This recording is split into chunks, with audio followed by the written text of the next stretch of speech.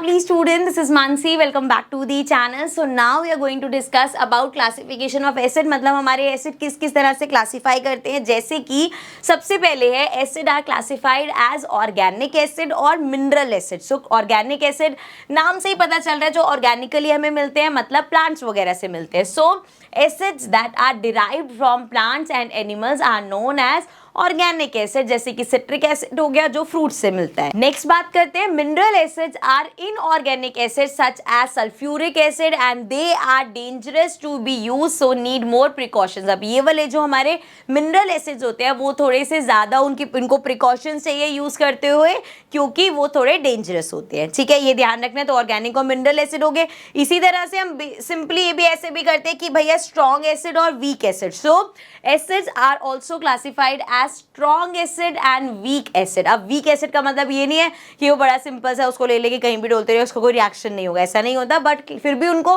Classify करेंगे, जहां strong आ गया मतलब वो एसिड बहुत ज्यादा डेंजरस है. ठीक है ना.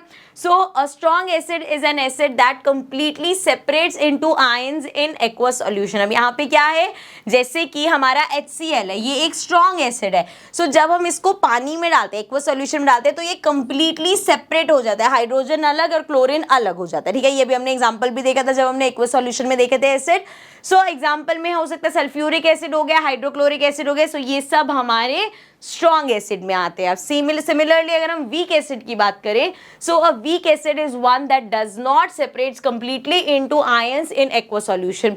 सो ये कंप्लीटली सेपरेट नहीं होता, जैसे कि एसिटिक एसिड है हमारा विच इज CH3COOH.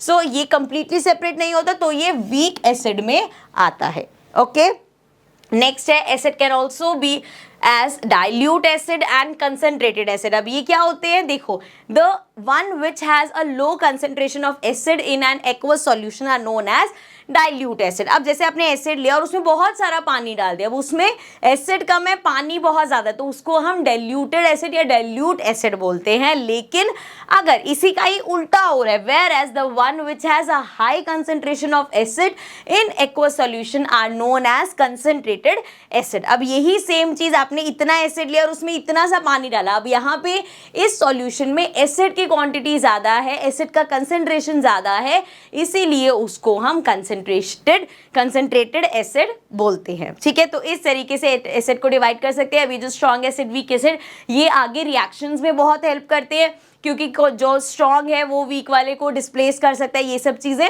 सो इसीलिए ये क्लासिफिकेशन इंपॉर्टेंट है. ठीक है, आई होप आपको अच्छे से समझ में आ गए होंगे. नेक्स्ट हम बात करने वाले हैं हाउ स्ट्रॉन्ग आर एसिड और बेस सॉल्यूशन. अब एक बेस सॉल्यूशन या एक एसिडिक सॉल्यूशन कितना स्ट्रॉन्ग है ये हमें बताता है pH स्केल. लेकिन इस पूरे टॉपिक को, pH स्केल इंपॉर्टेंट टॉपिक है, इस पूरे टॉपिक को I am going to take in the next session. So I will see you all in the next video. Till then take care and bye.